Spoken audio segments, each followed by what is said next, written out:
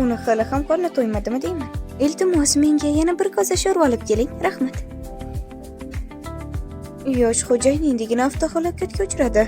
U bo'lsa bu yerda yeb ichib o'tiribdi. Qanday tarbiyasiz ayol. Rostdan. Siz odamlar faqat shunday gaplarni gapira olasiz xolos. Hamma narsaga burningizni tiqasiz. Tag'in yiqilib barcha tishlaringiz to'kilib ketmasin. Qachongacha shunday kibrlanishingni ko'rmoqchiman.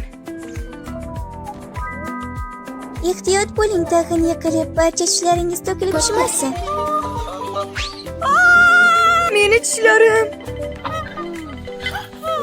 Seni tiling juda ham qarg'ishli. To'g'ri. Meni tilim qarg'ishli. Kim meni jahlimni chiqarsa, qarg'ishimga qoladi. Qizim, senga nima bo'ldi? Qizim. Oyi, nima bo'ldi o'zi? U meni qarg'adi. Sen rostdan ham juda yovuzsan. Men yovuzmanmi? Shuncha ham yovuz xudo bo'ladimi? Men qotillar tashkiloti rahbariman. Endi esa nafaqaga chiqmoqchiman. Shunchalik mehnatimdan bahramand bo'lib, manza qilib yashamoqchiman. Lekin qarangki, mana bunday bo'rtalagan hikoyaga tushib qoldim. Boy xo'jayinning xotini bo'ldim. Yudi, u esa faqat sevgi quli.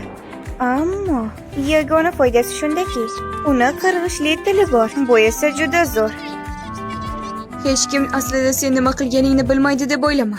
Bolaligingdan yosh xo'jayinga yopishib yurar eding. Bolalikdagi unashtiruvdan foydalanib, Satriya oilasining keliniga aylanib olding. Yosh xo'jayinni ko'chib ketayotgandan foydalanib mashinaga hiyla ishlatding va uni o'ldirishiga sabab bo'lding.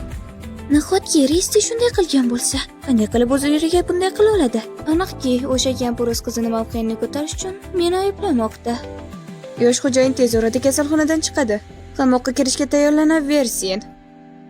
Sen aybni menga to'nkash uchun ataylab avtohalokat uyushtirding. Meni indamaydi deb o'ylayapsanmi? Yudini ko'zlarini tekshirish kerak shekilli. Qanday qilib siz kabi ikkita shaytonni boqib yuribdi ekan? Nahotki hamma narsadan xabardor bo'lsa. Sen menga tuhmat qilyapsan. Men Satriya oilasida 20 yildan beri ishlayman. Satriya oilasiga bunday qilmayman.